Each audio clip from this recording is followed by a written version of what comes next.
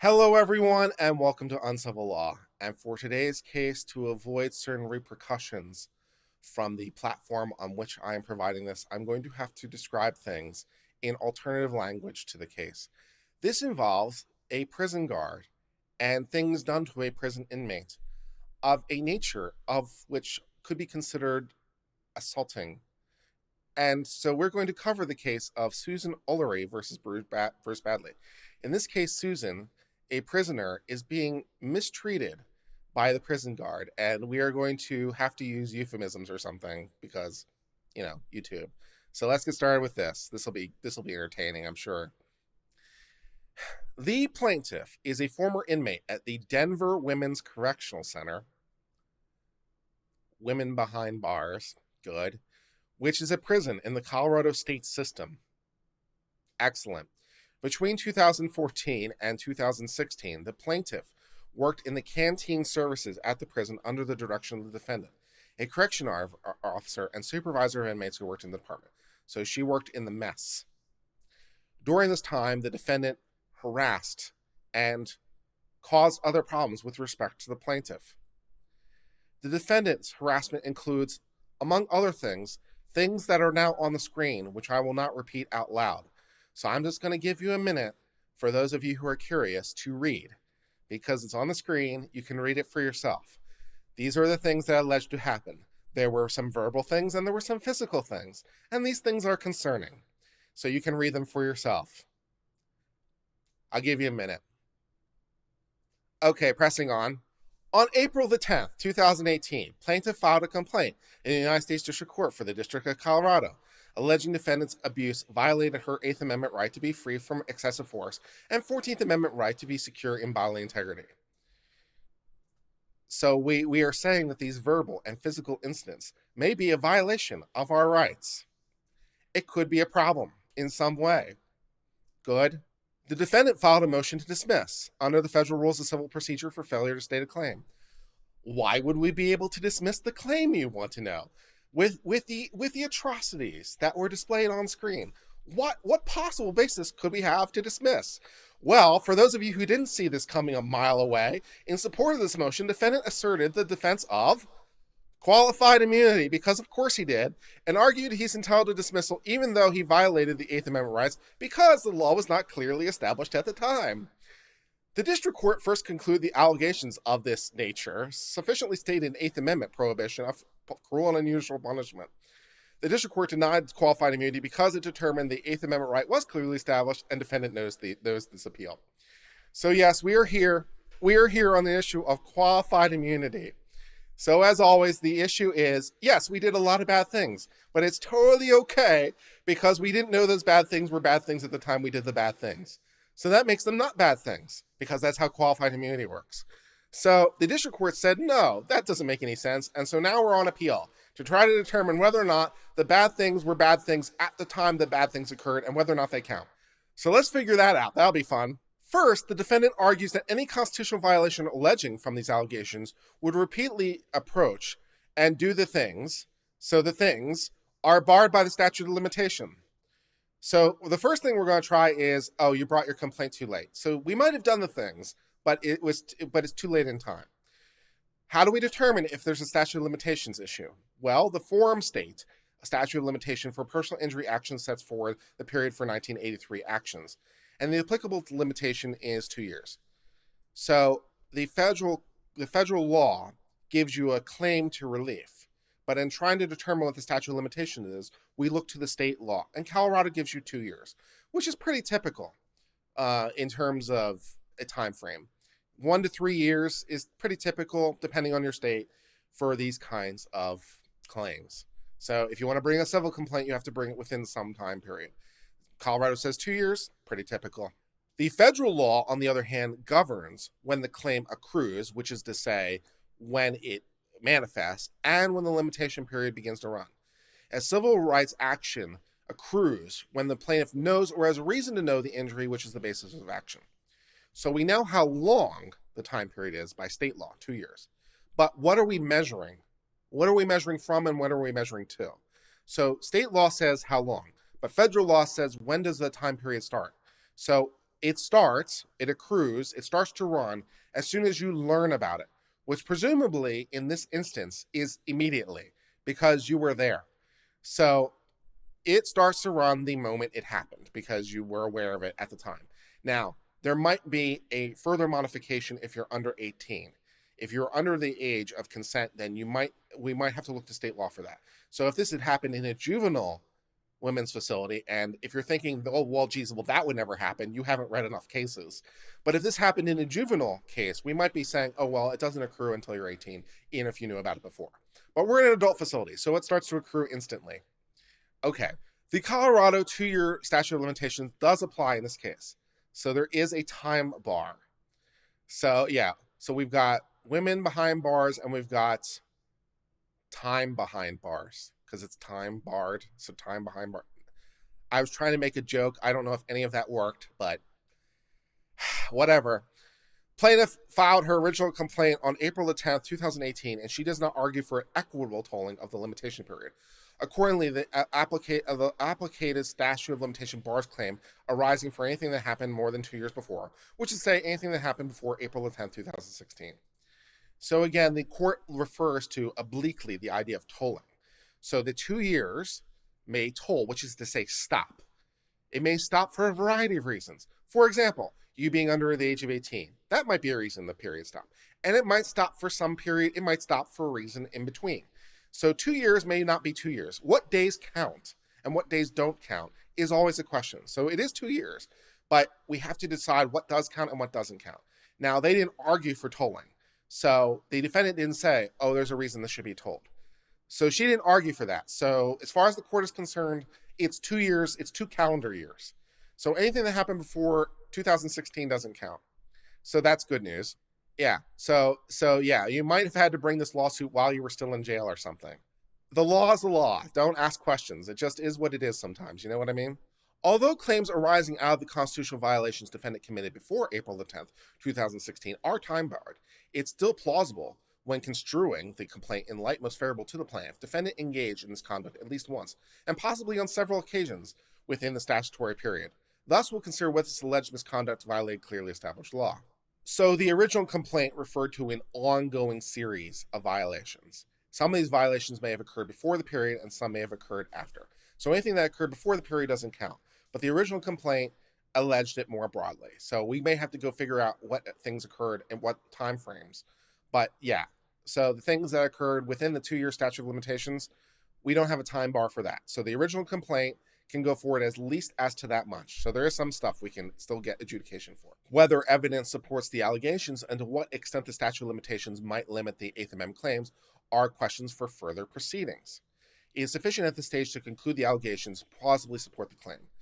So, as you would reasonably expect, there are a lot of questions yet to be decided. What things happened within what time periods?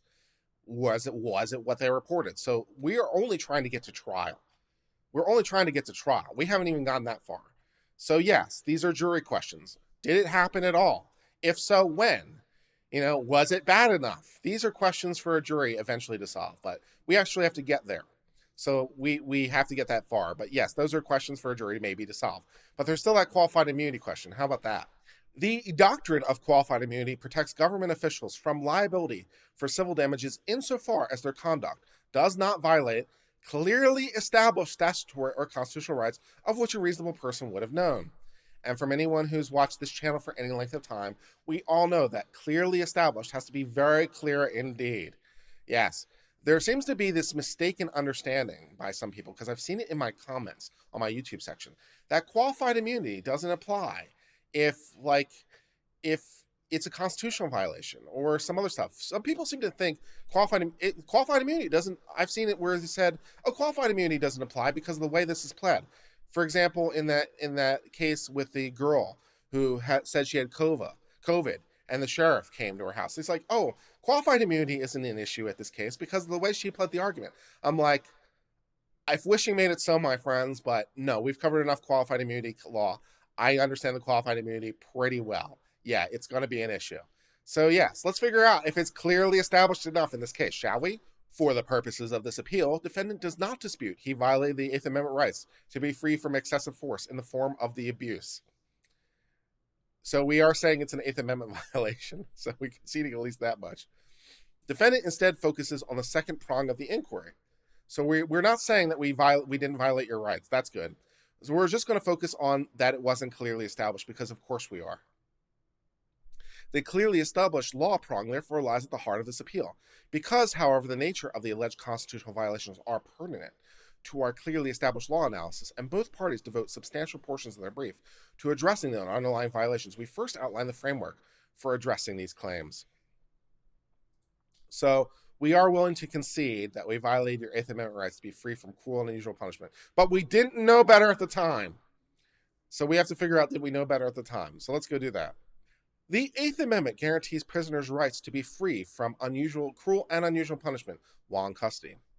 Although the Supreme Court has not addressed the legal framework for analyzing a prisoner's abuse claims against a prison official, we, along with our sister circuits, have drawn extensive force precedents to analyze these claims.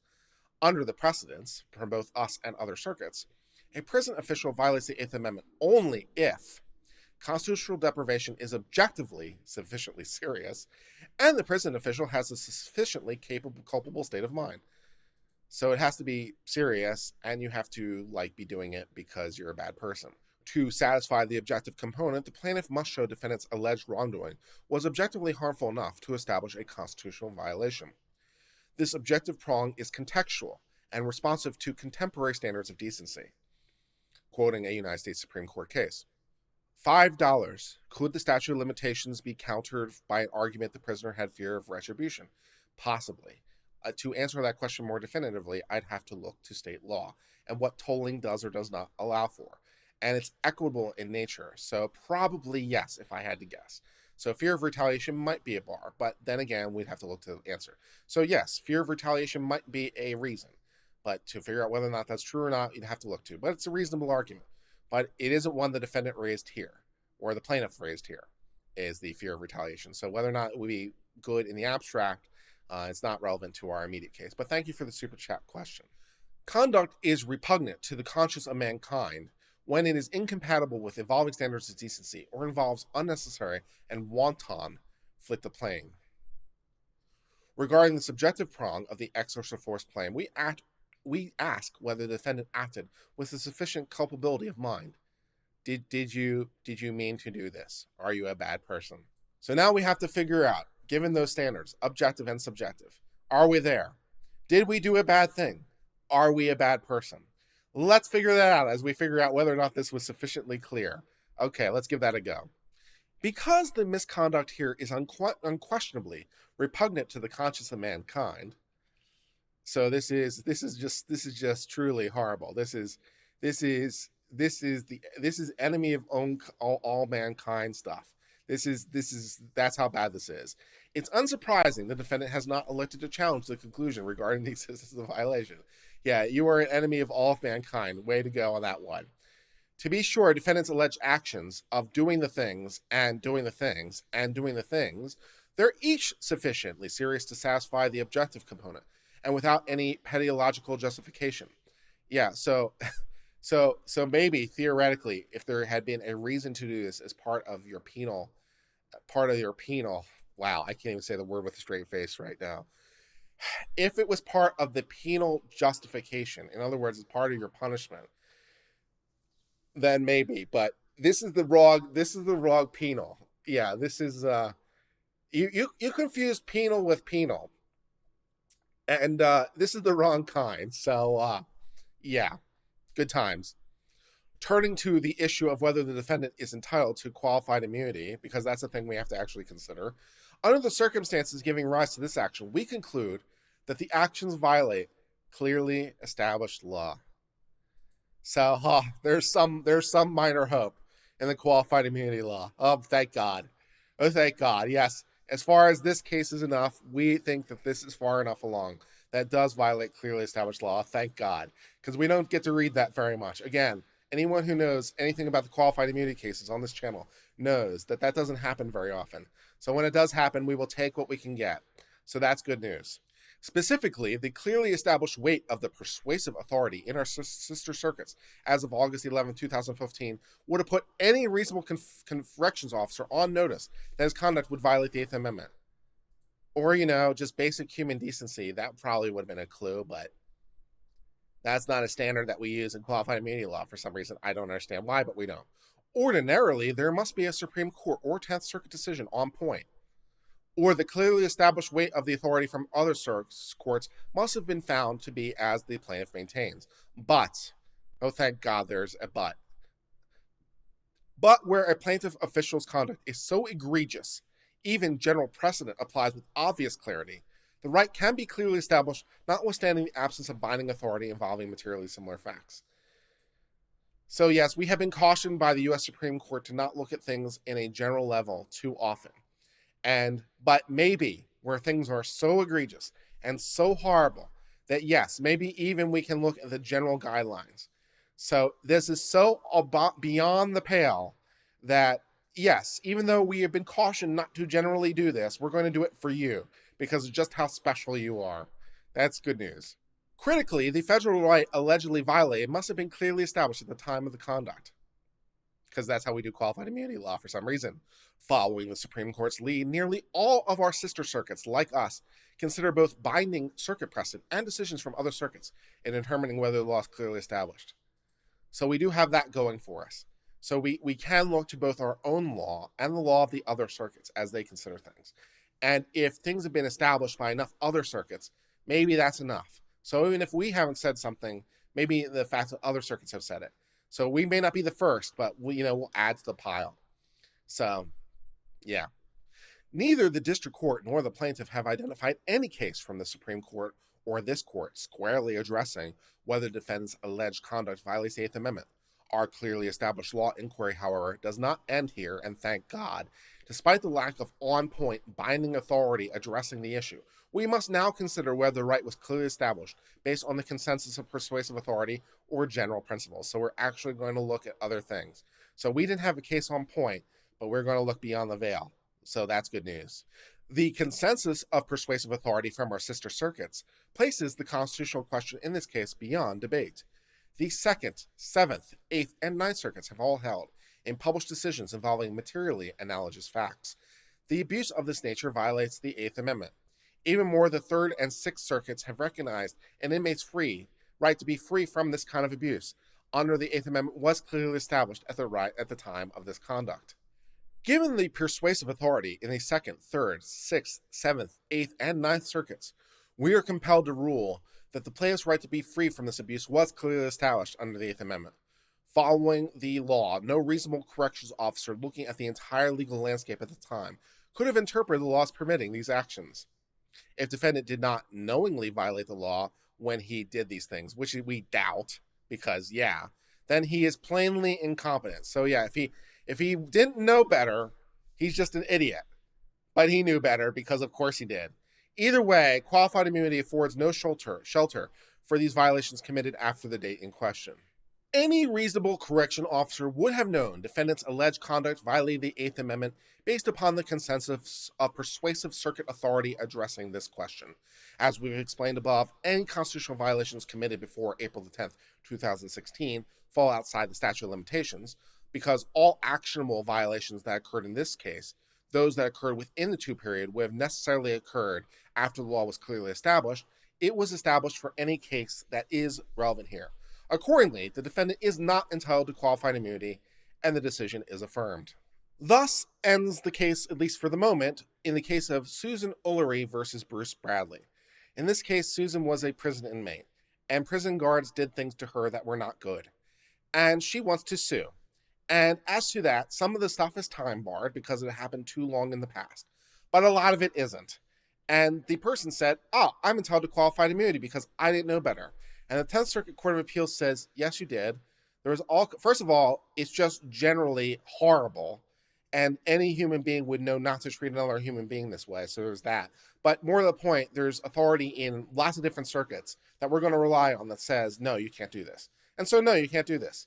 So go back to trial and figure out what things happened within what time periods, all the bad things you did and all the rest of it, and then pay out the wazoo for you being an incredibly horrible person.